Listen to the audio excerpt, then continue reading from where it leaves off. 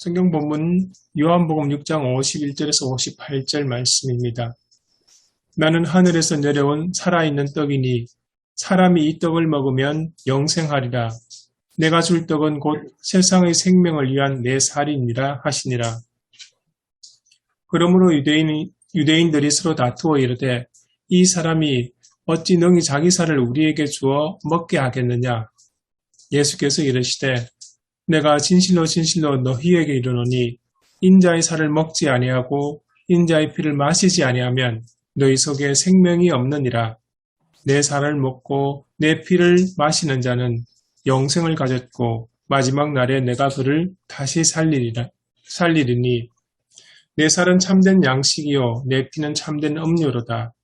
내 살을 먹고 내 피를 마시는 자는 내 안에 거하고 나도 그의 안에 거하나니 살아계신 아버지께서 나를 보내심에 내가 아버지로 말미암아 사는 것 같이 나를 먹는 그 사람도 나로 말미암아 살리라.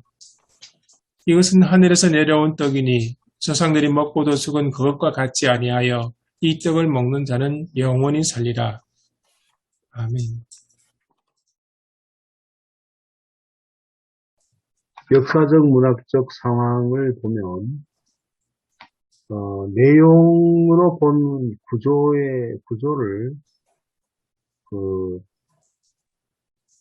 구조에 관해서 이제 조금 분류를 했는데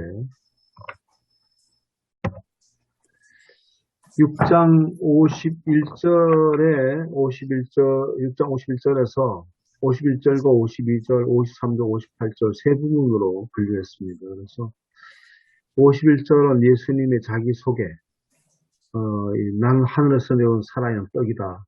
자기를 소개하시고 여기에 대한 52절 유대인들의 반응입니다. 부정적인 반응. 자기 살을 줘서 먹게 하겠느냐. 6장 53절에서 58절까지는 예수님께서 이제 자신을 영생을 주시는 참된 양식과 음료라고 이렇게 말씀하십니다. 세 부분 나누어서 살펴봤고, 이 본문을 이해하기 위해서는 병행 구조로 좀 본문을 이해할 필요가 있다고 보고, 43절부터 해석이 필요하다. 이 사건이 오병이어 사건과 다 연결되기 때문에 앞부분 오병이어 사건을 그 6장 전체를 우리가 봐야 본문과 연결될 수 있다고 봅니다. 그래서 그 A 부분, 43절 50절 부분은 하늘에서 내려온 떡이다. 이걸 이제 그렇게 그 부분과 그 다음에 54절 58절 부분을 병행해서 보면 이제 하늘에서 내려온 떡이다라는 거죠. 당신 자신은 하늘에서 내려온 떡이라고 말씀하셨고, 그 다음에 51절 부분은 내가 줄 떡은 세상의 생명을 위한 데 살이다 그렇게 말씀하셨는데 53절과 이게 병행해서 본다면 인자의 살을 먹지 아니하고 인자 피를 마시지 아니하면 너희 속에 생명이 없다. 그렇게 말씀을 하셨습니다. 자, 오늘 본문의 성격과 내용으로 분류를 해보면 공감 복음의 그 최후의 만찬과 비유되는 본문으로 볼 수 있다는 것입니다. 그래서 예수님의 표적을 기록한 요한복음 1장 12절까지 말씀 중에 네 번째 표적이 오병이어의 표적인데 이것도 관련되어 있습니다. 그 다음에는 두 번째는 예수님을 자신을 생명의 떡으로 소개하셨습니다. 그래서 예수님께로 오는 자는 줄이지도 않게 되고 또 자신을 믿는 자는 영원히 목마르지도 않게 될 것이라고 말씀하셨습니다. 그러나 유대인들은 수근거리고 이를 이해하지 못했습니다. 그 다음에 예수님은 다시 자신이 하늘에서 내려온 생명의 떡으로서 유대인의 조상들이 광야에서 먹던 떡, 즉 만나와는 전혀 다른 떡이라고 말씀하셨습니다. 조상들이 먹은 떡은 먹고 죽었지만 자신이 주는 이 떡을 먹으면 영생하리라고 그렇게 말씀하셨습니다. 유대인들은 다투면서 이 말씀을 이해하지 못했습니다. 그래서 어찌 능히 자기 살을 우리의 주 먹게 하겠느냐. 그래서 예수님의 몸, 살로 얘기하기 때문에 그들은 예수님 하신 말씀을 제대로 이해하지 못하게 됐습니다. 자, 오늘 본문의 그 주제, 요한복음의 그 주제, 그 저자의 의도는 출애굽의 많은 상징들을 사용했다는 거죠. 그래서 그 상징들을 사용해서 예수님 안에 메시아 시대가 도래했음을 나타내려 했다는 것입니다. 그래서 광야에 만나는 하늘로부터 내려온 참 생명의 떡이 된 그리스도로 배치되고 있습니다. 그리고 모세가 준 만나는 생명을 위한, 우리 목숨을 이어가기 위한 그런 떡이었지만 예수님이 주신 떡은 영원한 생명을 주는 떡으로 그렇게 말씀을 하셨습니다. 자, 그 다음에 영원한 생명을 주는 떡을 주신 예수님은 결국 모세보다 위대한 분이시라는 것을 나타내기 위한 의도가 있다고 이렇게 말씀을 보고 있습니다. 그리고 예수님 주신 영성은 뭔가? 인간 존재 양식의 변화를 말하고 있는데, 하나님 없이 살던 존재가 이제 하나님과 떨어져 살 수 없는 존재로 변화되는 것이 영생이다.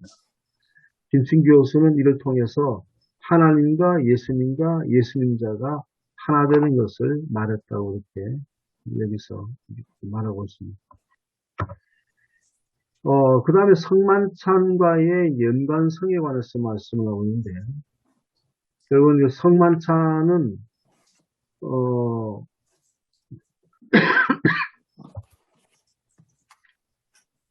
대사학자들이 이 본문이 성만찬을 염두에 두고 있다고 이렇게 했습니다. 결정적인 증거는 두 가지인데, 첫 번째가 예수님의 살을 먹고 피를 마시는 걸 강조했다는 거죠. 두 번째는 내가 줄 떡은 그 세상의 생명을 위한 내 살이라고 말하셨고, 살, 피, 마시다, 생명, 살다 등은 성만찬과 관련된 단어라고 하는 것이죠. 요한은 본문을 통해서 성만찬 임하는 사람의 자세가 자세 어떻게 가져야 될 건가? 또 그 결과가 어떤 것인가에 대한 가르침을 줬습니다. 그래서 이를 통해서 그리스도인이 그리스도인 되는 것이 뭔가라고 하는 또 비결을 제시했다고 이렇게 보고 있습니다. 자, 본문의 수과 해석을 보면 예수님은 자기 자신을 소개하고 있습니다. 예수님은 자기 자신을 하늘로서 내려온 산떡으로 소개하고 있는데, 이 말씀은 출애굽기 16장 4절에 있는 하늘로부터 온 양식을 상기하게 하는 그런 말씀이었습니다. 또 그 떡은 자신의 살이라고 말씀하시는데, 이 신적인 존재가 어떤 쏘만 영적인 의미라고 한다면, 실제로 신적인 그 임재가 물질력이 눈에 보이는 실체임을 강조하기 위해서 그 단어가 육으로 번역되는 사르스를 그렇게 단어로 사용했다고 했습니다. 자, 이 예수님의 자기소개된 유대인들의 반응은 수근거림이었는데, 수근거 다투었습니다.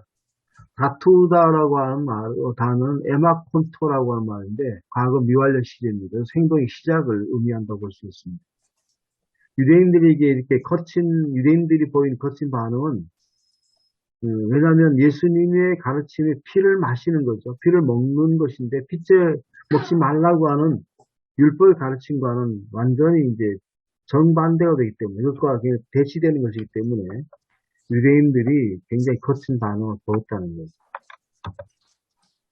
그래서 유대인들 예수님께서는 자기를 증언하시면서 유대인들이 이해할 수 없는 예수님의 살을 먹는 것이라는 의미로 설명하시는데, 결국은 이 살과 피라고 하는 것은 전인을 의미한다는 거죠.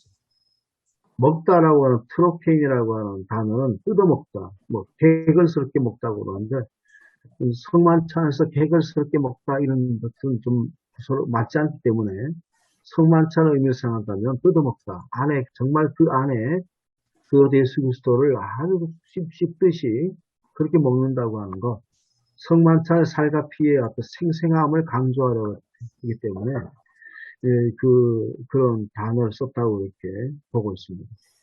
살을 먹는 것은 그 예수를 믿는 것이라고 의미의 표현이라고 했습니다. 그 다음에 56절에는 믿고 영접한 결과는 뭔가? 그 예수님과 동행하는 것이라고 말씀했는데, 여기서 동행한다는 것은 내 안에 그 예수 그리스도 거하고 예수님이 그 안에 거하신다는 것을 말씀하고 있고, 예수 그리스도는 아버지께로부터 주어지는 그 영원한 생명이 예수를 통해서 그 안에 계시고, 예수를 통해서 그것이 믿는 자에게 전달되는 것을 말씀하셨습니다. 그래서 영생을 가졌고 마지막 날에 내가 그를 다시 살리리라 그렇게 말씀했습니다. 참된 양식과 참된 음료는 인간적인 근본적인 어떤 줄임과 또 인간 목마름을 해결하고 그 만족을 얻는 것은 뭔가? 예수 그리스도를 믿는 것이라고 하는 것을 말씀하신 것입니다. 거하다라고 하는 것은 요한복음의 신학적 의미를 가진 동사 중에서 요한복음은 40회, 요한일서는 24개 나오는데 아버지가 아들 안에 거하고 또 성령께서 예수님 안에 거하고 성도들이 예수님 안에 거하며 예수님이 그들 안에 거한다고 하는 어떤 그런 어떤 의미가 있다는 거죠. 그 다음에 54절, 56절은 영생을 얻는 것은 예수님과 하나됨이라고 말씀하셨고, 이는 그리스도인이 예수님 안에 거하고 예수님 안에 그리스도인이 거하는 것을 말씀하고 있습니다. 그래서 57절에 아버지로 말미암아라고 하는 것은 디아인데, 디아의 뜻은 뭘 통해라고 하죠. 어떤 수단을 통해라는 의미가 있습니다. 살을 먹는 것은 그런 통해 의미가 있고 예수를 통해서 이제 이루어진다는 거죠. 밑에는 우리 것이 앞에 중복됐네요. 57절, 58절에는 살리라의 표현은 미래형으로서 54절에 영생을 가졌고 했을처럼 이미 생명을 가지고 있다는 의미도 있지만 이것은 완성은 결국 주님의 재림시 이루어질 것을 의미한다고 보았습니다. 신학적인 어떤 본문의 신학적 메시지 설교 주제는 영적인 건강과 영적인 성숙에 대한 예수의 처방전이다. 결국은 예수님께서 믿는 자에게 제공하신 살과 피는 참된 음료와 참된 양식인데 참된 음료와 참된 양식의 결국은 마지막은 영생이라는 거죠. 영적 건강을 유지하면 마지막에 얻을 것이 영생인데 오늘 이 참된 음료와 참된 양식을 어떻게 먹고 마실지에 대한 구체적인 지침은 뭔가 그렇게 질문을 던졌습니다. 그 다음 두 번째는 믿음으로 예수를 먹으라. 먹으라고 해서 믿는다고 해서 의미적인 표현인데 이것은 얼마나 우리가 규칙적으로 먹는 거, 우리가 양식도 한 번 먹는 것이 아니라 지속적으로 때를 따라 먹는 것처럼 얼마나 우리 규칙적으로 풍성하게 먹느냐에 따라서 우리 삶이 풍성함이 달라지고 영적인 건강과 성실을 이룰 수 있다는 거죠. 그 다음에 세 번째로 늘 내 안에 거하라. 영적인 건강과 성숙을 위해서는 일회적인 관계가 아니라 예수님과 지속적인 관계에 머물러 있어야 된다. 그 다음 네 번째는 나로 말미암아 살리라. 이는 보장이 아니라 늘 영적인 긴장 상태로 살아야 되는 뜻하고 두렵고 떨림으로 너희 구원을 이루라고 하신 빌립보 2장 12절 말씀을 기억해야 된다는 것입니다. 영생을 지금 맛보고 있는 것이지 우리가 아직 이룬 것은 아니라고 하는 것을 여기서 말씀했습니다. 그러니까 설교는 굉장히 좀 이렇게 여러 가지로 물론 여러 가지로 본인이 설교자가 의도한 대로 불구하지만 그냥 굉장히 어떤 중심을 참 두기가 좀 어려웠습니다. 그래서 그냥 요약을 저 나름대로 했는데 스위스 출신 문화사학자의 말을 인용해서 이제 중심의 축, 시대마다 중심의 축이 이끌어가는데 결국은 이제 중심의 축은 돈이 이끌어갈 거라고 봤다. 결국은 이런 것들이 지금 우리가 종교적인 어떤 무관심이 점점 낮아지게 됐고 결국은 그 우상숭배에 예수님이 말씀하지 않지만 돈의 신인 만몬이 결국 이스라엘을 이끌어가는 것이다. 로마 시대의 사람도 사람들의 관심의 대상은 그를 이끌어가는 것은 실제로 먹는 것이었습니다. 경제적인 것이었고 먹는 것이었는데 예수님께서 먹는 것을 그들에게 이제 제공하니까 예수님은 단순히 그냥 모든 사람의 주목의 대상이었다는 거죠. 예수님도 먹고 사는 문제에 대해서 무관심하지 않으셨지만 그러나 먹고 사는 문제, 경제 문제에만 집착하는 것은 인간의 근본적인 문제 해결이 아니라고 보셨습니다. 그래서 사탄의 시험 가운데 서있어 사람이 떡으로 살 것이 아니라 하나님으로 나오는 모든 말씀을 살 것이 아니라 또 인간의 근본적인 문제가 즉 먹는 것이 아니라고 하는 것을 말씀하셨다는 거죠. 그래서 근본적인 문제 해결은 어떤 우리가 정말 먹는 떡이 아니라 실제로 떡이 되시는 생명의 떡이 되신 예수 그리스도밖에 없다는 것을 말씀하셨다는 것입니다. 그래서 그의 살을 먹고 피를 마신다는 것은 예수 그리스도를 우리 몸 안에 모셔드림으로 생명이신 예수님과의 관계 속에 들어간다. 저 나름대로 그렇게 정리를 했습니다. 그래서 우리가 너무나도 이 본문의 말씀이 오병이어 사건과 잘 알고 있는 것이라서 설교를 위한 나눔이 어떻게 될 건가라고 하는 걸 좀 찾기가 좀 어려운데 이건 그냥 도움 말씀으로 이렇게 보시면 될 것 같습니다. 5천 명을 먹이신 을 통해서 예수님이 제자 무리에게 왜 그 왜 5천 명의 무머리를 일어났는가? 예수님께서 말씀하신 게 뭔가? 나타내신 것은 무엇일까? 또 영생하도록 물론 본문 앞에 있는 것입니다. 영생하도록 있는 양식, 즉 썩을 양식을 위해서 일하지 말라 이렇게 말씀하셨는데 영생하도록 있는 양식을 일하는 것이 하나님께서 보내실 믿는 것이라고 하셨는데 이 시대에 우리 시대에 이 말씀이 의미하는 게 뭘까? 오늘 우리가 물질주의 시대, 물질 만능의 시대 속에서 우리가 어떻게 이 말씀이 의미하는 의미가 뭘까? 2번과 3번의 질문이 중복될 수도 있는데요. 예수님 자신을 세상에 생명을 준 영원한 떡에 참된 음료라고 하는데 오늘 우리에게 이 예수님은 영원한 참된 떡과 참된 음료가 될 수 있는 겁니다. 오늘 우리 시대의 사람들이 우리 세상이 주는 떡들 이것들을 위해서 추구하고 지금 이 한국 사회 고통 가운데 있는 것도 바로 그런 것 아니겠습니까? 그 사람들이 영원한 양식을 위해서 주는 떡이 아니라 눈에 보이는 떡들 많은 것들을 이게 부동산 투기라든지 저 부를 늘리려고 하는 거 이런 것들에 대해서 사회가 지금 모든 사람이 굉장히 고통받고 있고 심지어는 이렇게 최근에 우리가 뉴스를 보게 되면 BBC가 그랬습니까? 한국에 있는 여성들이 오히려 출산을 하지 않음으로 말미암아 이 사회에 한가하고 있다. 이런 것은 결국 우리 사회가 눈에 보이는 떡들 이것들의 떡에 집착한 나머지 결국 우리가 이 사회의 더 고통과 근본적인 문제 해결이 되지 않는다고 하는 것은 이제 여기서 말씀을 우리가 그렇게 생각해 본다면 오늘 이 영원한 떡과 참된 음료가 우리의 삶이 어떻게 우리의 삶에 주시는 메시지는 뭘까라고 하는 것에 대해서 한번 생각해 보면 좋겠다고 그렇게 한번 제시해 봅니다. 예, 이상입니다.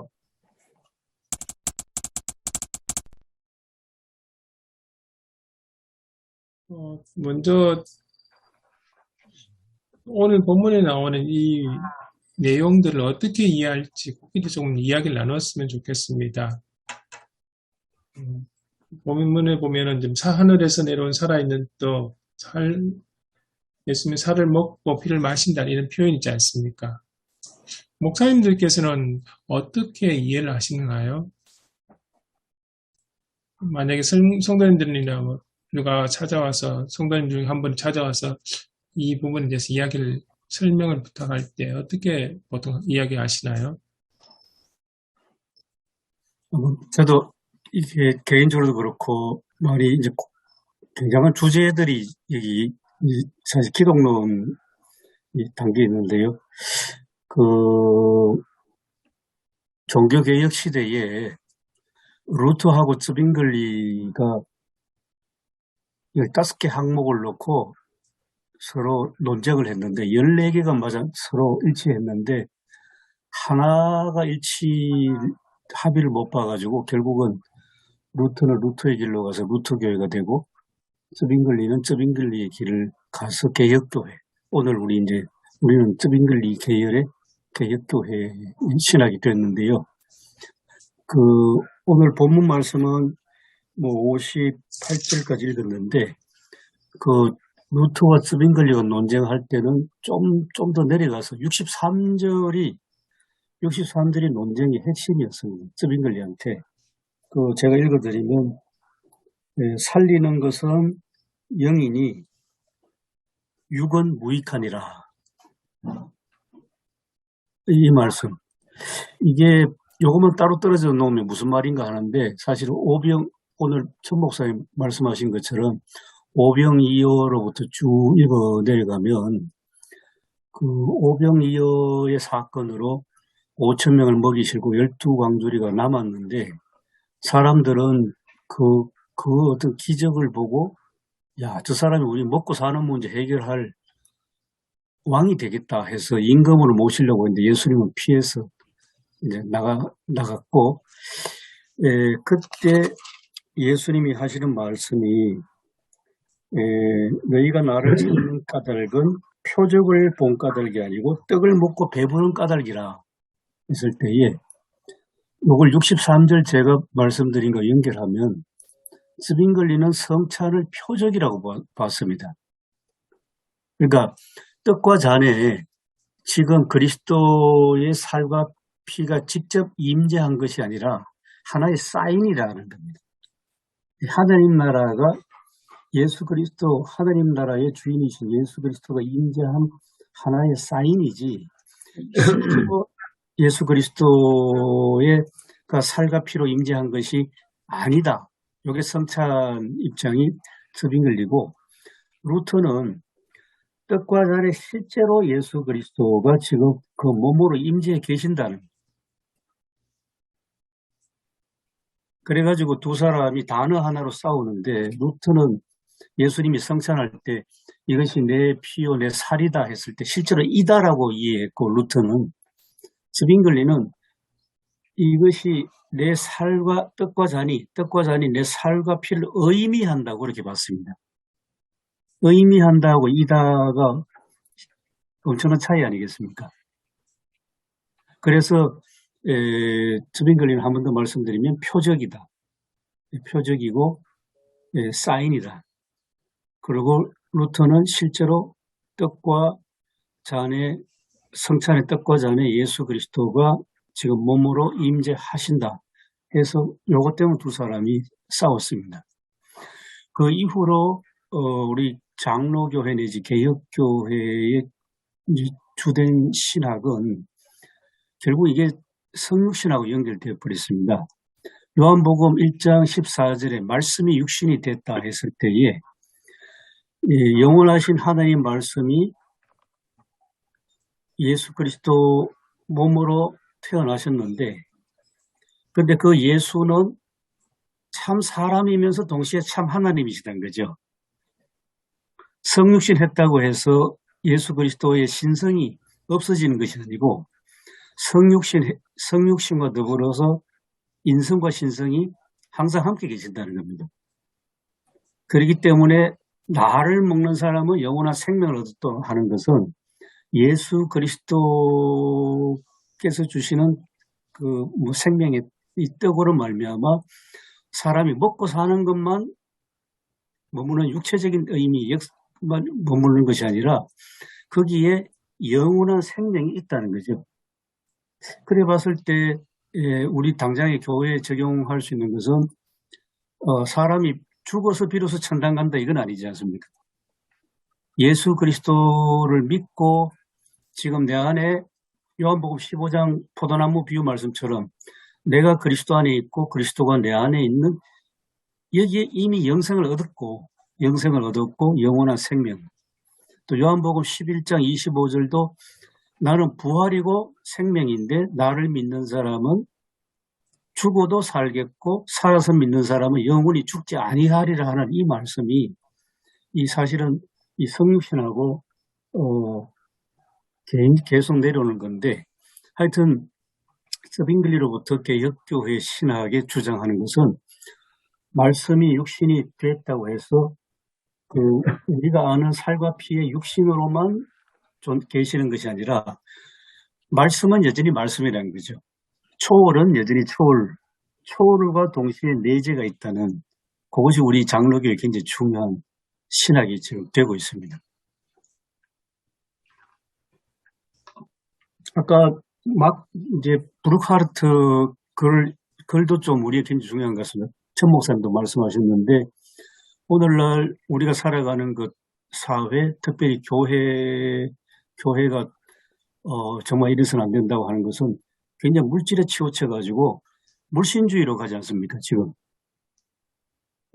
뭐 좀 어떻게 표현하면 여호와 하나님도 믿고 바알도 믿는, 돈도 믿고 하나님도 믿는 이중적인 형태도 있고, 좀 더 심화된 경우는 완전 물신주의로 빠져가지고 하나님을 돈으로 치환해버리는, 그게 이제 막 그 브루크하르트가 지적한 건데, 그런데 실제로 이 떡을 먹고 배부른 사람들은, 오병이어 사건에서 떡을 먹고 배부른 사람들은 떡만 찾고 배부름만 찾아가다 보면 이 영원하신 하늘에 계신 하나님은 잊어버린, 그렇게 간다는 거죠.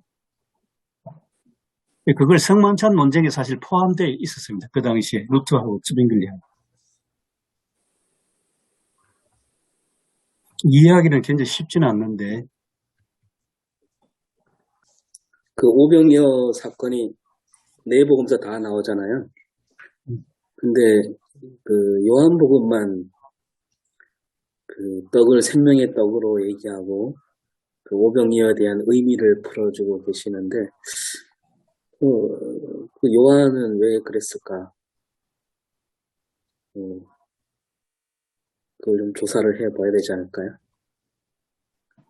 그래서 하나 더 보태면 독일의 신학자들이 19세기 이후로 요한복음을 엄청 중요하게 봅니다. 요 계보에 다 속해 있습니다. 슐라이마흐 이후로. 거기 연장선상에서 말씀드리면 첫 번째 선정훈 목사님께서 질문하셨던 오병이어를 통해서 예수님께서 말씀하시려고 했던 게 무엇인가 하고도 바로 연결되는 것 같습니다. 단순히 다른 복음서에 보면 예수님께서 가르침을 말씀을 듣기 위해서 모여있던 그 무리들을 불쌍히 여기셔서 들판에 빈들에 모여서 불쌍히 여기셔서 이제 기적을 베푸셔서 먹이신 그 장면 이야기 설명이 나옵니다. 또 오병이어 이야기는 오목사 말씀하신 것처럼 뒷부분에 생명의 또 살아있는 하늘로부터 내려온 또 이 부분하고 연결해서 해석이 들어가거든요. 그래서 그렇다면 사실 천 목사님 말씀하셨던 질문이 무엇일까? 질문의 그 의미가 무엇일까? 오병이어를 통해서 예수님께서 말씀하시고 하셨던 게 무엇일까? 생각해보면 그러니까 우리가 알기로 지금 요한복음이 가장 늦게 쓰여진 복음서잖아요. 네. 그런 의미로 볼 때 이미 이제 초대교회가 어느 정도 진행이 되고 자리를 잡아간다고 해야 되나요? 그 정도 상황에서 성만찬 예식은 벌써 이루어지고 있었고, 아까 이제 발제에서는 예배 강단에서는 예수님이 그 성만찬을 염두에 두고 그런 말씀하셨다 그랬는데, 그거보다는 사실 이에치카가 말한 것처럼 역사가 오늘과 과거의 대화라 그랬는데, 요한이 지금 우리가 하고 있는 이 성만찬의 정당성을 예수님 말씀에서 끌어온 거가 되는 거지, 예수님이 성만찬을 하라고 하신 의미는 아니지 않을까. 이미 이제 교회 역사가 시작된 다음에 요한의 재해석이 아닌가라는 생각이 듭니다. 네, 저도 동의합니다. 맞습니다. 그 오성일 목사님 말씀을 조금 더 이제 제가 아는 대로 좀 덧붙인다면 그 신학자 오스카 쿨만이 이제 그런 이야기했습니다. 그 성찬이 처음 시작될 때는 떡과 잔이 아니었다는 겁니다. 우리 교회는 너무나 익숙하게 예수께서 잡히시던 전날 밤 그래 했는데 오스카 쿨만은 신약 성경과 더불어서 1세기 기독교를 깊이 들여다본 결과 성찬의 시작은 이분은 오히려 누가복음 24장에 엠마오로 가는 두 제자로 봅니다. 부활에 초점 맞추어서. 그래서 그 두 제자가 예수의 부활을 믿지 않았는데 예수님이 떡을 떼어 주심으로써 눈이 밝아져 가지고 그래서 이제 예수의 부활을 이제 확신하게 됐는데 떡을 떼어 주신 그게 성찬의 기원이라고 오스카 쿨만은. 그래서 누가복음 후편인 사도행전 2장 42절 46절 보면 첫 초대교회 예루살렘의 교회 공동체가 생성되고 떡을 떼다는 단어가 두 번씩이나 나오거든요. 그게 성찬이라고 설명을 합니다. 그 성찬은 몸으로 부활하신 예수 그리스도의 지체가 되는 굉장히 중요한 사인, 아직 예배의식까지는 안 가고 그렇게 해서 교회가 생성돼서 그리스도교의 기원은 부활하신 예수 그리스도라고 그렇게 이제 이야기를 합니다. 그렇게 해서 이제 예배가 형성됐는데 그러면 성찬의 잔은 어디서 들어오냐? 오스카 쿨만은 바울 서신에 고린도전서 있지 않습니까? 우리 성찬할 때 많이 인용합니다. 그래서 성찬의 잔은 사도 바울 때 성찬에 잔이 들어온다. 그래서 떡과 잔이 아니고 처음엔 떡이고 그 다음에 시간이 지나가서 바울 시대에 잔이 들어온다. 그게 오스로 쿨만 이야기입니다.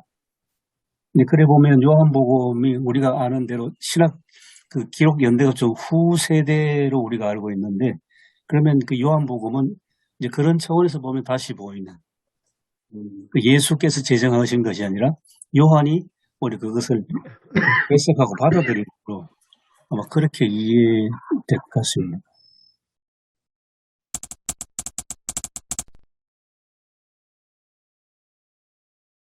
본문으로 이제 들어가면, 본문 자체로 본다면, 예수님께서 오병이어 사건을 이제 일으키신 것과 이 모든 것들이 이제 그 당시에는 예수님이 하시고자 하면서 유대인들이 하늘로부터 내려온 분, 그리고 예수 그리스도가 곧 메시아라고 하는 사람들이 아직 믿지 않았지 않습니까? 제자들은 그것들을 어렴풋이 지금 이렇게 그렇게 알고 있어도 예수님께서 그들에게 원하셨던 것은 바로 예수님이 하늘로부터 내려오신 분, 하나님께서 보내신 분, 그들을 구원해 보내신 분, 그분으로 받아들이기를 이제 원하셨다는 거죠. 그 때문에 받아들이고 믿으라고 그렇게 말씀하신 것도 그런데, 결국 그들이 예수 그리스도를 인정하지 않고 있습니다. 일반 유대인들은. 그래서 거기에서 굉장히 강조를 하신 것이 아니라 예수님 자체, 그러니까 생명의 떡이나 뭐 생명이 참된 음료라든지 뭐 영생을 주는 양식이다라고 한 표현은 바로 그것을 주신 분이 누구신가? 그분이 바로 당신 자신이라고 하는 것을 강조하기 위해서 그렇게 해석해서 하신 말씀이라고 그렇게 아니신가 그렇게 생각합니다.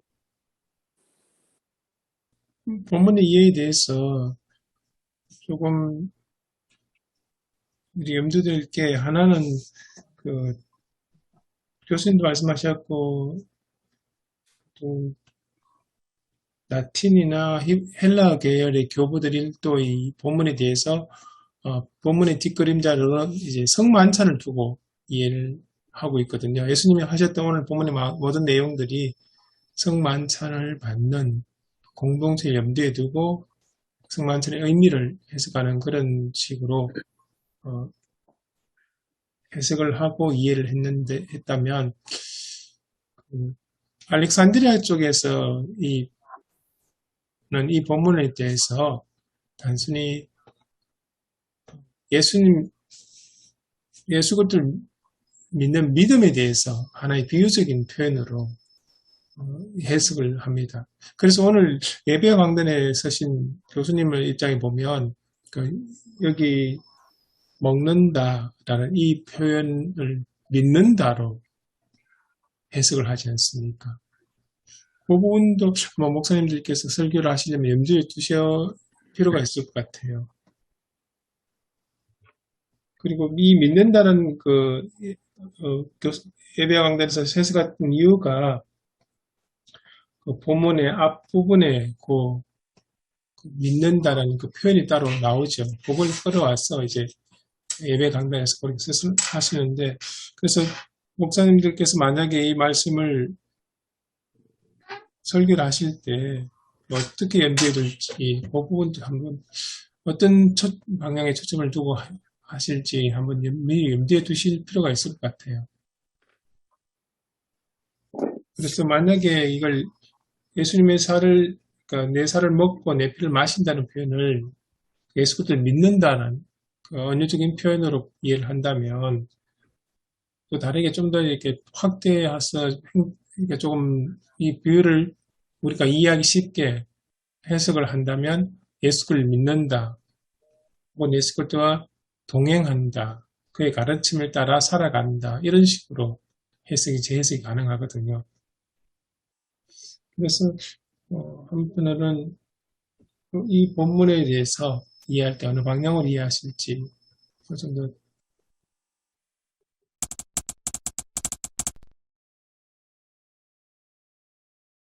방향을 그 말에는 적극 동의하고요. 먹는다와 믿는다를 믿는다로 풀어가는 거 좋게 생각하는데, 제가 이제 여기 처음 왔을 때 한 3년간은 되게 힘들었는데요. 교인들이 이제 저를 받아들이지 못하는 거예요. 제 설교 스타일을. 그래서 막 우리는 뭐 대놓고 얘기하니까 은혜가 안 된다고 막 돌직구를 날리시고 그러는데, 그 가운데 하나가 이제 성찬식 하는데, 성찬식을 해도 저는 이제 뭐 꼭 그 절기에 맞춰서 안 하고 이제 5주가 있을 때 5번째 주일날을 했거든요. 하고 이제 그날 오후 예배는 이제 마을로 돌아다니면서 이렇게 안 믿는 사람들 선물 주고 뭐 이렇게 했는데, 이제 그 얘기하면서 은혜가 안 된다 그러면서 하는 말이, 목사님의 성찬식은 눈물이 하나 안 난다고. 네. 그래서 제가 얘기 들으면서 뭐 성만찬 탈 때 눈물 나는 거 좋은 일이긴 하지만 꼭 눈물이 나야만 되는 건 아니잖아요. 근데 교인들 의식 속에는 그게 꽉 박혀 있는 거죠. 예수님이 얼마나 아프셨을까, 뭐 피를 많이 흘리셨다, 그래 나를 위해서 죽으셨다, 거기에만 이렇게 천착이 돼 있어갖고 성만찬에 눈물이 나지 않으니까 은혜가 안 된다. 우리 한국 교회가 너무 그런 감성에 이렇게 호소를 많이 했던 것 같아요. 성만찬식도. 근데 사실 성만찬이라는 게 예수님이 내 삶 속에 들어왔다는 의미로 저는 받아들이고, 예수님이 내 삶 속에 들어오는 걸 확인했으니까 예수님처럼 나가서 사람들을 더 보살피고 보듬어줘야 된다. 그런 식으로 했더니 은혜가 안 된답니다. 오 목사님, 네. 맞아요. 그 오스카 쿨만 있지 않습니까? 네. 오스카 쿨만도, 나중에 뒤에 가서 하는 게 그겁니다. 스위스 사람들도 성찬할 때 십자가의 초점이 수백 년 맞춰도 오다 보니까 성찬이 우울 모드가 돼가지고 네. 너무 어둡고 우울한 성찬이 된다. 그래서 이분이 이제 강조하는 것은 성찬의 기원과 출발은 그리스도의 부활에 있기 때문에 성찬은 축제라 해야 된다. 그 이야기입니다. 네. 부활의 축제가 성찬이 돼야 된다. 그 잔치해야 된다는 그 이야기입니다. 네. 저희도 지난해 이제 교회 창립기념주일이 9월 마지막 주일이거든요. 그래서 창립기념주일날 세례식을 베풀고 2명이 있었어요. 새신자가. 그리고 성찬을 하겠다 그랬더니 이제 그때 편집이 돼야 될 텐데 원로 목사님이 이제 저를 찾아오셔가지고 왜 그날 성찬을 하느냐. 그래서 교회 사명이 세례 베풀라, 그리고 또 공동체에 함께 성찬하는데 저는 있다고 생각한다고 그랬더니 고난의 의미로 성찬을 해야지 왜 기쁜 날 성찬을 하려고 그러느냐. 그리고 또 장로님도 또 막 뭐라 하시는 거예요. 그래서 기도해 보겠다고, 저는 그렇게 배우지 않았다고, 성찬은 부활의 기쁨도 함께 나누는 것으로 저는 그렇게 안다고. 결국에는 부딪히다가 그냥 그 주간에는 양보를 했어요. 그리고 그러니까 세례식도 성령강림주일로, 성령강림주일이란다. 그 종교개혁주일 날로 옮겨서 했거든요. 그래서 제가 미리 성찬을 광고하면 안 되겠다 싶어가지고 크리스마스 성탄절 예배에 성찬 하는 걸 다 차려놨어요. 성찬 예식 할 거를. 그리고 이제 설교 성찬하면서 우리나라 그 교회사에 보니까 그러니까 우리나라 교인들이 참석한 첫 번째 성찬이 성탄절이래요. 그 언더우드 선교사가 1897년인가 뭐 하여튼간 성찬을 처음으로 베푼 날이 성탄절이었고, 또 그날 참석한 교인들 가운데 우리나라 사람들이 있었고 7명이라고 제가 기억이 정확히 안 나는데, 그래서 그냥 그날 우리 선교 역사를 따라서 성찬하겠다고 그렇게 얘기하고 성찬을 한 적이 있거든요. 그 성찬식을 2번 했는데 우리 교회는 항상 검은 옷을 입고 왔대요. 그래서 좀 뭐 부딪힌 적이 있습니다. 제가 그 일 때문에. 네. 오늘 이제 성찬, 뭐 세계 성찬주일 같은 날 설교를 할 게 아니잖아요. 다음 주에 이제 이 본문을 가지고 설교를 해야 되는데, 성찬에 맞춰서 설교를 하게 된다면, 뭐 성례식을 저희가 하면 괜찮은데, 그렇지 않으니까 그냥 생명의 떡, 밥에 대한 이야기를 나누어야 되지 않을까. 우리가 사실 조폭들도 인사할 때 식사하셨습니까? 하고 묻잖아요. 밥 먹어야 산다는 거거든요. 그래서 저는 그 밥심으로 사는, 우리나라 속담들이 여러 가지 있잖아요. 또 밥심으로 산다 그러고, 또 그림의 떡이라는 말도 있고, 예수 그리스도가 그림의 떡이 돼서는 안 되지 않느냐. 예수 그리스도를 먹고 사는 것이 어떤 의미일까? 요즘 혼밥도 많이 한다는데, 공동체가, 저희는 당연히 이제 첫째 주하고 셋째 주에 식사를 하거든요. 다음 주에 이제 식사를 함께 하게 되는데, 교제와 뭐 이런 의미로도 함께 나누고, 또 예수 그리스도 밥심으로 살고, 우리가 예수 그리스도를 믿는다고 하는데 사실 밥은 안 먹고 놔두면 쉽니다. 딱딱해지고, 예수를 매일 먹고 사는 것이 중요하지 않겠나. 이런저런 생각들을 해봤어요. 오늘 본문 말씀을 가지고. 근데 다음 주에 이 본문을 하게 되면 뭐 그런 내용들로 해야 되지 않을까 싶어요. 전쟁 혹은 떡의 전쟁이라는 표현을 했는데, 배부름을 쫓아 산다는 것, 지금 정치도 그런 거 아니겠습니까? 우리가 나 밥 먹여주는 사람을, 나를 배부르게 할 사람을 기다리고 또 찍잖아요. 그래서 우리 지금 대통령도 된 거 아니겠습니까? 근데 혼자서 여기저기 자꾸 맛집만 찾아다니셔서 그러지. 다른 사람의 밥에 관심이 없는 거죠. 그러니까 그 밥이라는 게 골고루 밥이 먹여줄 수 있도록 진짜 해야 되는데 그런 일 안 하니까 문제인 거죠. 그게 만몬이고 욕심 아니겠습니까? 저는 전에 있었던 교회는 뭐 저희 매월 첫 주마다 성찬식이었습니다. 그래서 뭐 성찬식에 대해서는 뭐 그렇게 어떤 물론 권사님들 중에는 성찬식 때 이제 좀 우울마이었으면 이제 좀 예수님의 고난과 고통들 그게 또 함께 이렇게 동참한다고 하는 의미가 있다고 보거든요. 그건 십자가에 동참한다는 의미가 있어서 그런 게 있긴 했는데 한 달에 한 번씩 그렇게 성찬식을 해서 여기서는 뭐 코로나도 있어서 그동안에 성찬식을 잘 하지 못했습니다. 저도 이제 쿠바 교회 있을 때는 한 달에 한 번씩 했거든요. 매월 첫째 주에. 그리고 거기는 아이들도 다 참여합니다. 그러니까 성찬의 개념을 조금 제가 다시 생각하게 되는 그 선교지에서의 경험이었거든요. 네. 예, 맞습니다. 즈빙글리 성찬은 확실하게 분명하게 공동체입니다. 네. 공동체. 아까 김성기 목사님이 그 그림의 떡이라는 말을 하면서 들으면서 생각난 건데요.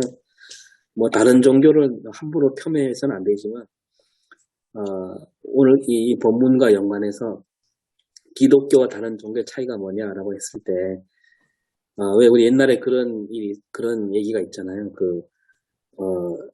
가난한 집인가 뭔지 모르겠지만 자린고비 집인지 모르겠지만 그 굴비를 이렇게 매달아 놓고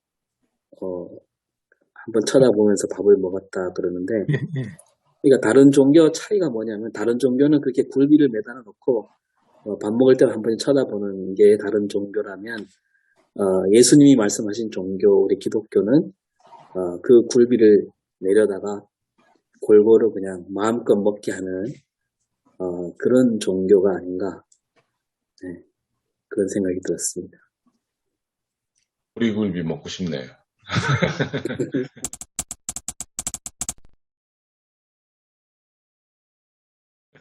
그래서 여기 보면 내 살을 먹고 내 피를 마시고 먹고 마신다는 이야기가 나오지 않습니까? 근데 참 공교롭게도 이거 생명과 관련되면 먹고 마신다는 게 아주 직결되는 이야기지 않습니까? 생명을 유지하기 위해서는 끊임없이 먹고 마시는 것이 필요하다. 그런 관점에서 예수님께서 말씀하셨던 것들 성찬과 관련해서 좀 이야기해보는 것도 좋을 것 같습니다. 그리고 또 먹고 마신다는 관점에서 이제 오늘 이 본문의 뒤에 그림자처럼 보이는 게 광야에서의 그 하나님께서 내려주셨던 만나, 그들을 먹이시고 살리시기 위해서 하나님께서 주셨던 만나, 그리고 앞에 예수님께서 했던 오병이어의 기적 이야기. 그러니까 하나님께서 우리들의 삶을 위해서 필요한 것, 주기도문에도 이러한 이야기도 나오는 거 보면 필요한 걸 주시는데, 그러나 하나님의 관심은 그걸 먹은 사람 다 죽었다는 얘기를 예수님은 하시지 않습니까? 그러니까 그것도 하나님께서 관심을 가지고 베풀어 주시지만 그것보다 더 중요한 것, 먹고 마시는 것의 기본, 그러니까 무엇을 가지고 살아가는지 그런 관점에서 본문을 해석해 보는 것도 괜찮지 않을까 생각됩니다. 예, 맞습니다. 그러니까 앞에 이야기했던 그 경제 이야기, 먹고 마시기 위해서, 배부르기 위해서 살아가는, 하나님은 그걸 무시를 하지 않지만 그게 다 중심이 되는 걸 원치 않으신 것 같고요.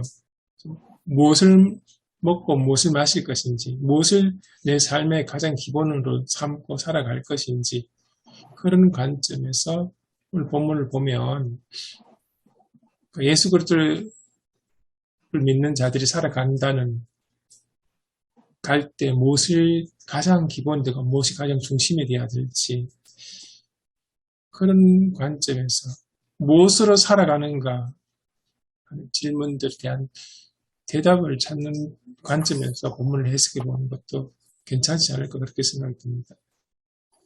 예, 오늘 보니까 제목이 떡의 전쟁이고 또 김성기 목사님 조금 전에 말씀하신 것처럼 지금 현재 우리나라 시점 보면 뭐 대통령은 맛집 찾아 돌아다니고 서울의 강남에 사는 사람들은 더 맛있는 떡 먹고 싶어하고 더 많은 떡을 먹고 싶어하는, 그리고 현재 정부의 정책은 그 사람들이 더 많이 먹으라고 하는 정책을 펼치고 가난한 사람들은 또 쫄쫄 굶고 뭐 이제 그림의 떡만 쳐다보는 그런 것으로 달려가는 우리 사회가 상당히 우려되는데, 그런 가운데서도 부자도 떡만 먹을 떡 먹고 즐기는 떡만 찾고 가난한 사람은 떡이 없어가지고 떡을 찾고, 그런 현실 속에서 우리에게 참 생명을 주는 떡이 무엇인가?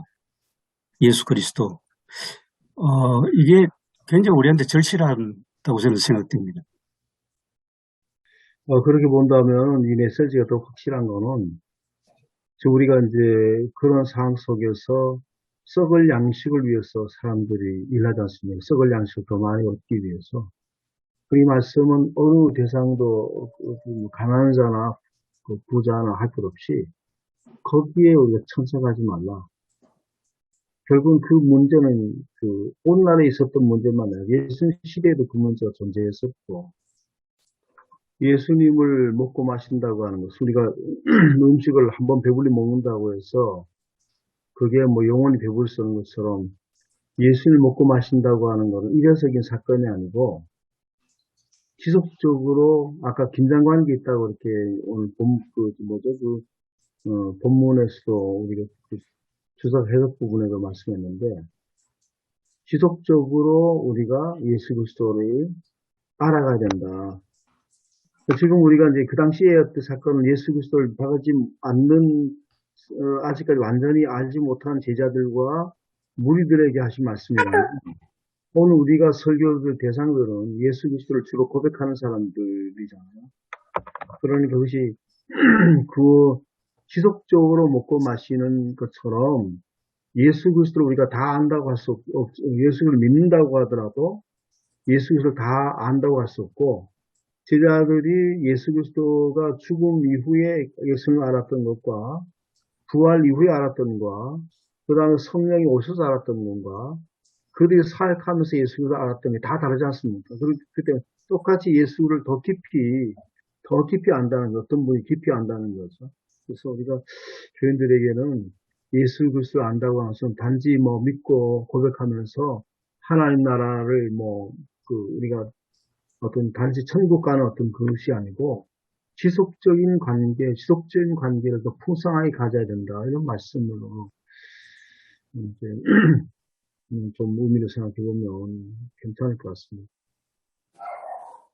왜냐면 여기 오늘도 그 본문의 메시지 주는 메시지도 어떻게 우리가 실제로 해야 될 건가라고 하는 거는 이제 질문을 던졌거든요.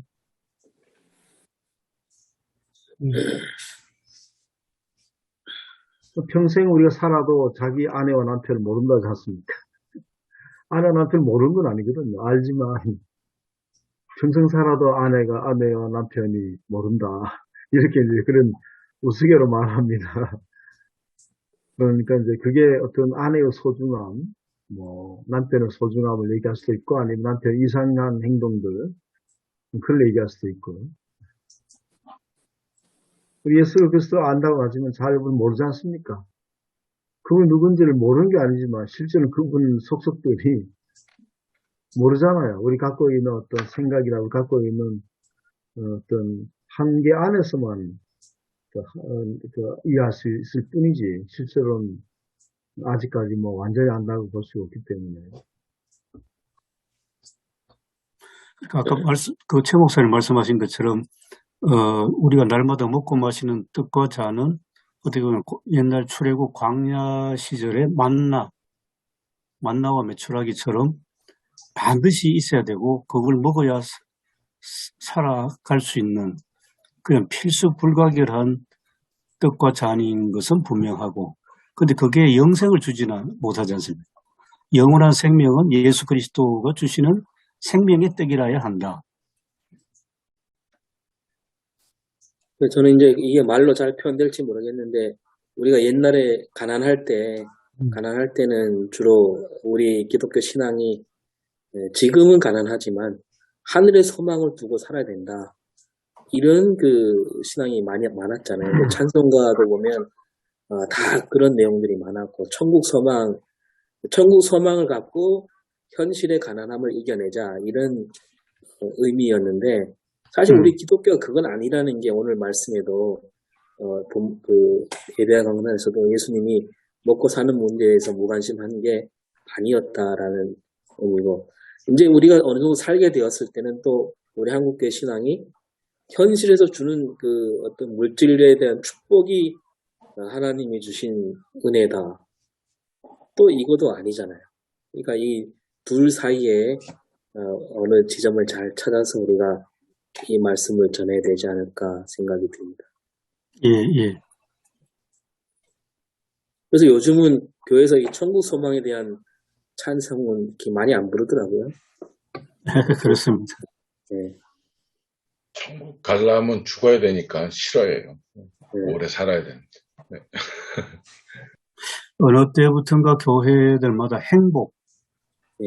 행복이라는 단어가 많이 나오면서 하나님 나라, 영원한 하나님 나라에 대한 소망은 별로 이야기하지 않는, 이제 현재 우리가 행복하게 삽시다, 그런. 행복이란 말은 굉장히 자기중심적인 의미가 강하지 않습니까? 내가 그렇지. 어떻게 느끼고 어떻게 바라보고 살아가냐. 근데 그 기독교 신앙, 특히 예수님의 이 성만찬 내용도 보면 결국은 예수님 그리스도가 우리를 위해서 자신의 몸을 내어주는 그 의미가 먼저 전제가 되지 않습니까? 네. 기독교 신앙 역시도 그러니까 우리가 구원받기 위해서라는 기보다는 우리가 하나님을 믿고 하나님 베푸신 그 은혜 가운데 살아가기 위해서, 그게 어떻게 보면 구원의 삶이기도 한데, 그런 관점들, 그리고 우리를 통해서 하나님의 말씀이나 복음이 이웃에게 전해지는, 그리고 우리를 통해서 하나님의 나라가 이 땅에 이루어져가는, 사회가 바뀌어가는 그런 신앙이 이제 전제가 된다고 본다면, 행복하고 기독교 신앙하고는 좀 결이 다른 것 같아. 예. 그러다 보니까 기독교 신앙에는 고난이라는 인내라는 이런 게 긍정적으로 인정이 되고 이야기가 되는데, 행복에서 하고 고난과 인내, 이걸 설명하기 좀 힘들 것 같아요. 그 행복이라고 하는 거를 또 다른 면에서 좀 이렇게 보면 좀 어떨까요? 행복한 교회, 우리 교회는 행복한 교회입니다. 뭐 이렇게 아예 모토로 이렇게 걸었더라고. 뭐 아무 교회는 행복한 교회입니다. 물론 이제 그걸 어떤 그 눈으로 바라볼까에 따라서 다른데, 그건 결국은 행복이 없다고 하는 것이 않습니까? 이 사회 속에서 행복이 없다. 이 사회에서 행복이 없는데, 근데 우리 교회 안에서도 행복이 있는가? 교회 생활에 행복한가? 교회 생활에 정말 그런 걸 느끼고 있는가? 사람들 교회 생활에 어떤 내가 속하지 않으면 내가 구원에서 떨어진다고 하는 어떤 단지 어떤 소속감으로만 교회 생활하고 있는 건가? 진짜 교회 생활에서는 정말 누리는 어떤 걸 누리고 있는 건가? 라고 하는 것을 이제 하면서 교회가 조금, 교회에서 갈등이 있고 다툼이 있고 뭐 이런 것들이 굉장히 많은데, 그렇기 때문에 교회가 좀 그런 면들 추구해 나가자라고 하는 눈으로 본다면 뭐 그것도 괜찮다고 봅니다. 내가 방금 그 행복 얘기하셨는데요. 얼마 전에 어떤 목사님 이런 질문을 하시더라고요. 행복한 삶을 살기를 원하십니까? 기쁨의 삶을 살기를 원하십니까? 그게 그거 아닌가요? 고민해봤는데, 행복하기 위해서 지금의 기쁨을 놓칠 수 있다. 근데 지금 기쁘면 행복한 삶을 살 수 있다. 말장난 같은데 곰곰이 생각해보면, 그래, 나중에 조금 더 좋은 삶을 위해서 지금의 기쁨을 놓친다. 그러니까 행복을 추구하기 위해서 지금 내 삶의 기쁨을 놓치고 있지 않나를 이야기를 하고 있더라고요. 그래서 아까 그 행복 얘기하니까 그 생각이 좀 생각이 났고.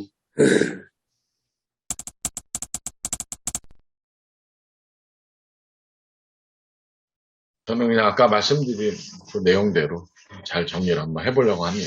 네. 아까 말씀하신 게 뭐였죠? 밥심으로 산다, 그림의 떡이다, 뭐 그런 내용 있잖아요. 다 떡을 찾는다, 가난해도 부자도, 그리고 밥은 놔두면 쉰다, 예수 그리스도를 먹고 마셔야 산다, 그런 내용으로 해야 되지 않을까 싶은데, 배부름을 쫓아 사는데 어떤 배부름이냐. 많이 고민이 됩니다. 정리가 안 돼가지고. 성만찬, 제가 저번에 했던, 저저번 주에 8.15 광복 설교 주간에 제가 준비했던 게 오병이어 설교였어요. 이 본문 앞에 21절까지의 예. 내용이었거든요. 그러니까 아마 그거 보시면 조금 참고가 되실 것 같습니다. 오병이어 사건을 지금 이 뒤에까지 연결해서 설명을 하고 있으시더라고요. 아마 거기를 봐도 조금 더, 그러니까 오병이어 사건 기적으로 보지 않고 그 뒤에가 지금 오늘 본문 6장 후반절을 이해하기 위한 전제 조건으로 이야기를 하고 있어요. 오병이어 사건을. 그래서 아마 그 본문 보시면 좀 더 도움이 되지 않을까라고 생각하고, 이 본문은 한 주간 동안 정말 많이 고민을 하고 준비해야 될 것 같습니다.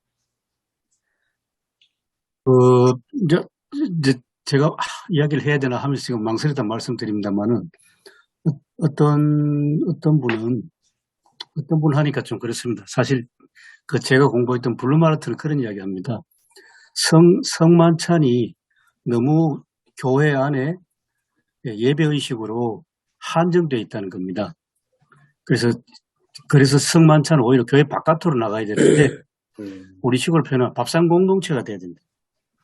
밥상 공동체가 되는 것은 모두 다 동그란 둥근 밥상에, 우리 어릴 때 둥근 밥상 많이 먹었습니다. 둥근 밥상에 둘러앉아서 부자나 가난한 사람이나 누구나 고루고루 맛있게 나눠 먹고, 그게 이제 행복 아니겠냐 하는 거죠. 그래서 밥상 공동체까지 가야 되는 게 성찬이다. 블루마라톤은 그겁니다. 예. 그러니까 왜 그런 오늘이 과거를 바꾸기도 하잖아요.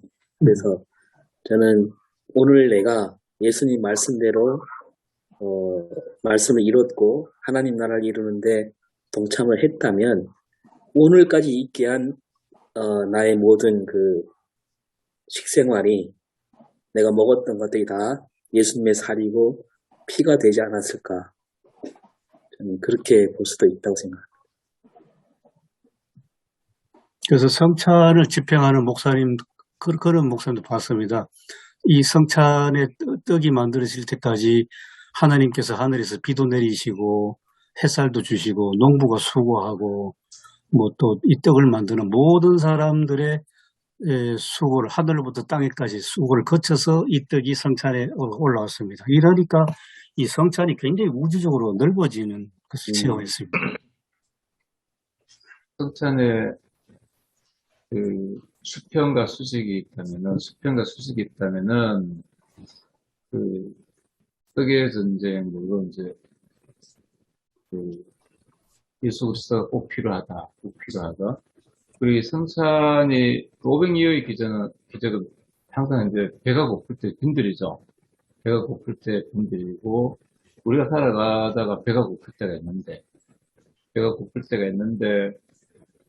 그때 이제 예수 그리스도가 새로 다가오겠죠. 우리 지금 뭐 살아가는 세상은 뭐 사람들 예수 그리스도를 필요로 하지 않는 뭐 그런 이제 사회 구조여서 사람들이 다 이제 뭐 자기 좋아하는 걸 따라가는데 우리가 이제 살아가다 그 삶의 어떤 삶 속에서 정말 그 빈들에 처했을 때, 먹지 못했을 때, 죽어갈 때, 반드시 예수 그리스도가 필요할 때, 그때 예수님이 새로 다가오지 않을까. 우리가 이제 이걸 예수 그리스도의 어떤 좀 우리 정말 어떤 생명 대신 그 수직에 대해서 또 이 성만찬이 함께하는 뭐 공동체 뭐 이런 걸로도 또 얘기를 해야 되는 그런 게 있는 거고.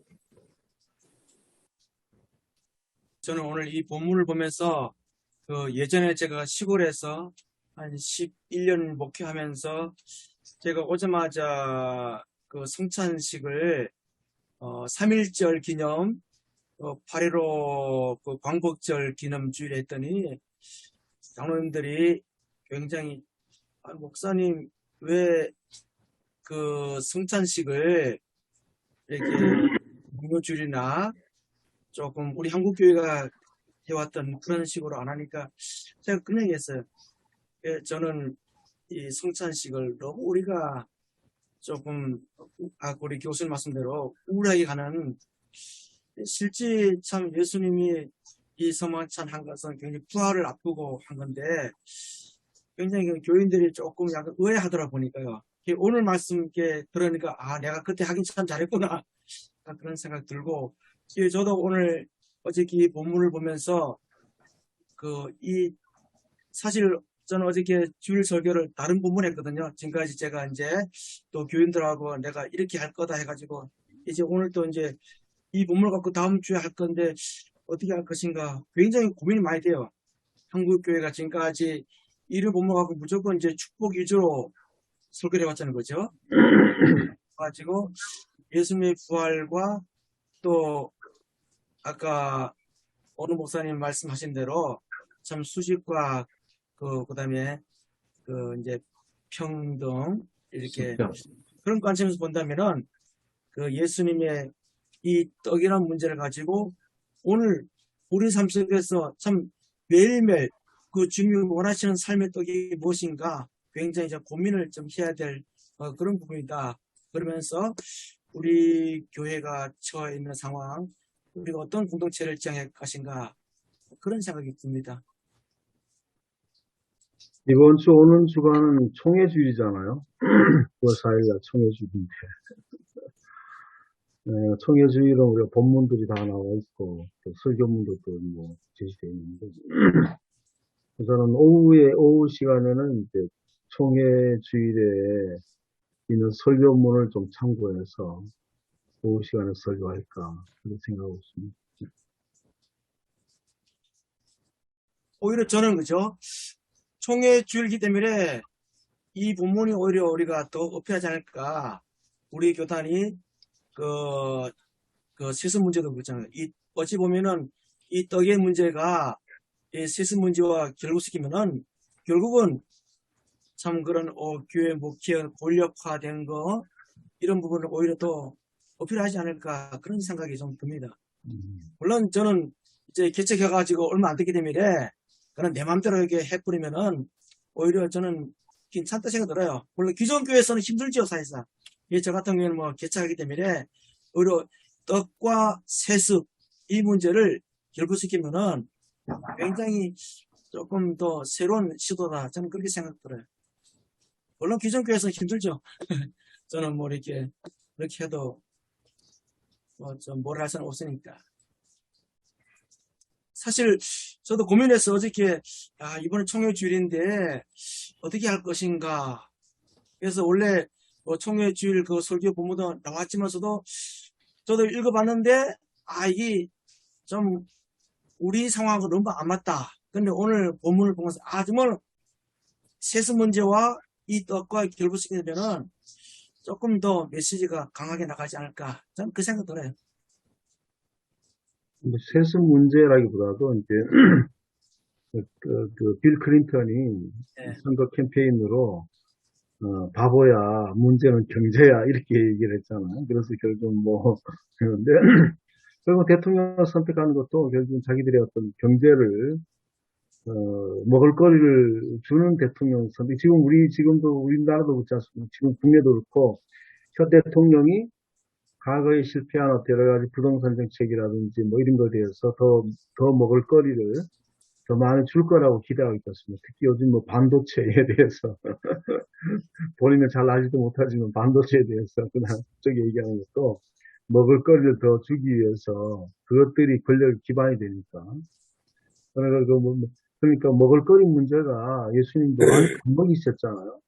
그것이 중요하지 않다는 아닌데 근본적인 뭔가 근본적인 것이 어디에 있는가라고 하는 거를 우리가 이제 자꾸 치우치져지니까 사회도 그러가고 사람도 그러가니까 교회는 그렇게 너무 치우치면 안 된다. 라고 하는 걸 좀 강조할 필요가 있다 보니 특별히 세습 문제도 물론 우리가 뭐 얘기를 해야 되겠지만 꼭 거기에 꼭 이렇게 꼭 할 것이 아니고 전반적인 경제라는 먹고 사는 문제에 치우쳐져 있는 우리가 치우칠 수밖에 없잖아요. 자꾸 먹고 사는 문제. 목사들도 마찬가지 않습니까? 먹고 사는 문제, 인지를 정하는 문제 같은 경우 다 거기에 실제로는 뭐 보이지 않게 다 연결되어 있으니까 거기에만 너무 집착하거나 해서는 안 된다라고 하는 것을 깨우쳐 줄 필요가 있다. 그런 과정 중에 오늘 본문이 하나 보면 어떻겠나 싶습니다. 저는 만약 설교를 한다면 56절은 내 살을 먹고 내 피를 마시는 자는 내 안에 거하고 나도 그의 안에 거하나니 라는 말씀 중심으로 해서 예수 그리스도의 살을 먹고 피를 마신다라는 의미를 예수 그리스도와 인격적인 관계 속에서 그분을 신뢰하고 믿음에 살아가는 삶, 그래서 그분의 가르침에 따라 살아가고 그분의 내 삶의 기준이 되고 중심이 되는 그런 삶을 살아가는 것, 그런 의미로 설교를 하게 될 것 같아요. 아마 좀 성찬 씨가 좀 이렇게 다르게 바라보는 관점이기도 한데요. 그런 의미로 해석을 해서 예수 그리스도의 살을 먹고 피를 마신다 라는 의미가, 그러면 오히려 또 성도들이 이해하기 좀 더 수월하지 않을까 그런 생각이 듭니다. 성만찬하고 본문하고는 직접적인 연관이, 본문에서는 직접 연관을 말씀하시지 않았잖아요.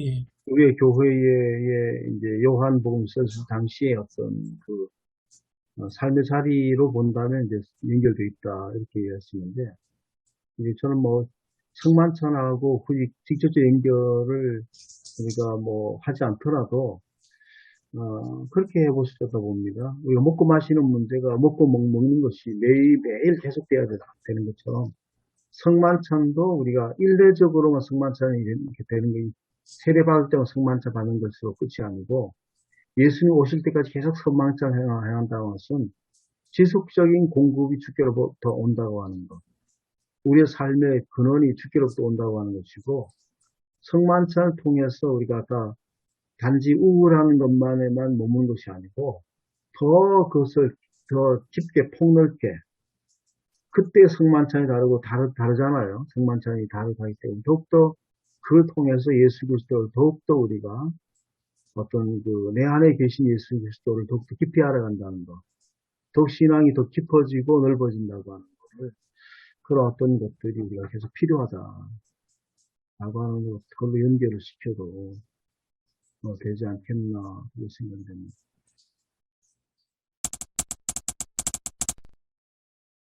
우리가 하나님 말씀을 더 깊이 또 우리가 이 말씀 이해하고 말씀 어떻게 우리가 성도들에게 전해야 될 것인가라고 하는 고민을 담아서 오늘 발제와 그리고 또 같이 말씀을 나눴습니다. 하나님 각기 섬기는 교회의 현장에 따라서 각기 저들에게 필요한 떡을 각기 공급할 수 있도록 해주시고 말씀 전반적으로 또 한 주간 동안 우리가 이 말씀을 잘 묵상하고 또 하나님께서 우리에게 주신 말씀도 생각하면서 잘 전할 수 있도록 하여 주옵소서. 예수님의 이름으로 기도드립니다. 아멘. 아멘. 예, 수고하셨습니다. 고맙습니다.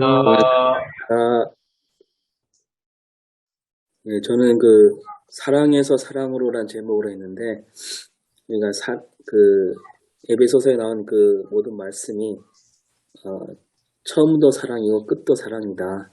그래서 뭐 거짓말하지 않는 것도 사랑 때문이고, 또 사랑받는 자녀로서 덕을 베풀어야 되고, 그런 구도로 잡아서 설교했습니다. 그래서 앞에는 이제 쭉 강해식으로 한 절 한 절 얘기를 한 다음에 이 한 절, 25절부터 32절까지가 뭔가 좀 아쉬운 면이 있다. 왜냐하면 일반 윤리나 다른 종교에서도 하는 얘기와 크게 다를 바가 없기 때문에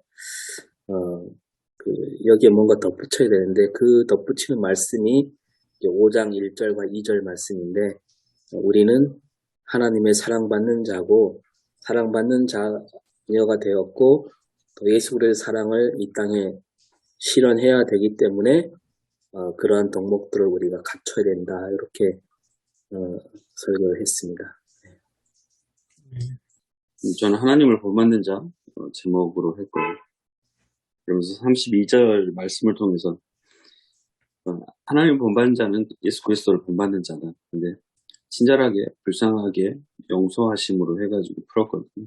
그러면서 친절하게 하는 그 모습에서 거짓되고 더러운 말이 아닌 참된 말과 선한 말을 하는 모습이고 불쌍히 여기는 모습에서 가난한 자를 불쌍히 여겨서 구제를 위해 선한 일을 해야 하고 또 용서하는 모습을 통해서 정말 분을 품지 않고 상대방을 용서하는 그 모습. 근데 이 모습이 거기 오 목사님이 얘기하셨듯이 사랑이라는 단어로 한 단어로 해석이 되는 것 같다. 그래서 우리가 정말로 사랑 가운데에 정말 하나님을 본받으며 그렇게 살아가야 되지 않을까라고 설교를 했습니다.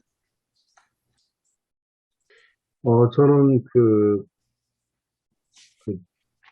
하나하나를 다루는 것은 굉장히, 또, 성도들도 그렇게 들을 때도 그게 이제 기억이 잘 안 날 것 같고, 그래서 동기가 뭔가, 우린 근본적으로 옛사람이 아니라 새사람 바뀌었다. 그래서 알러지에 관한 이야기를 했습니다. 그래서 기생충에 나온 이야기도 조금 했고요.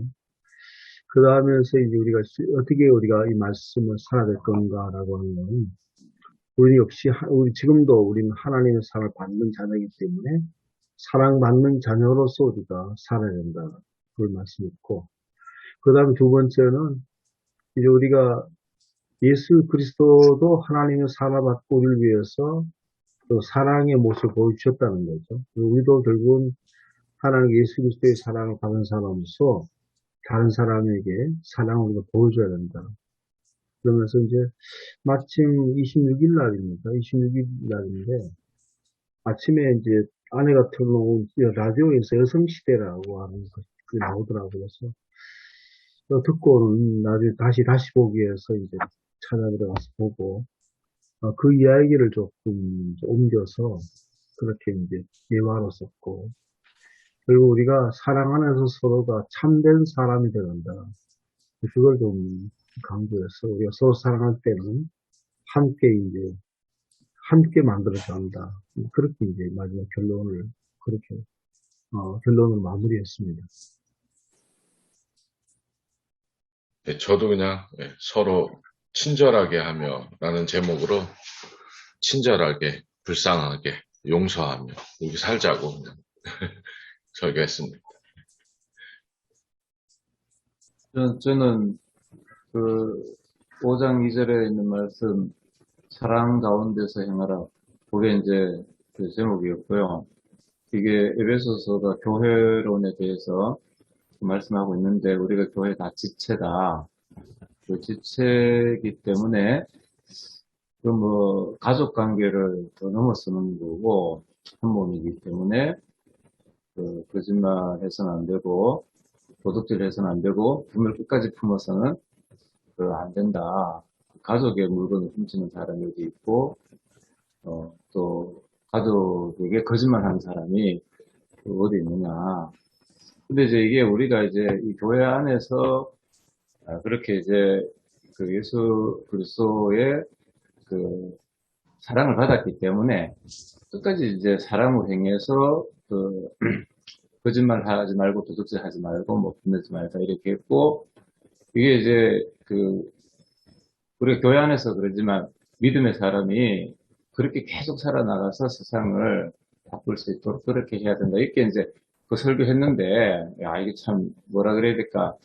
조금 어려웠습니다. 조금 참 이게 어렵고, 이걸 이제 사람들이 굉장히 이제 뭐라 그래야 될까?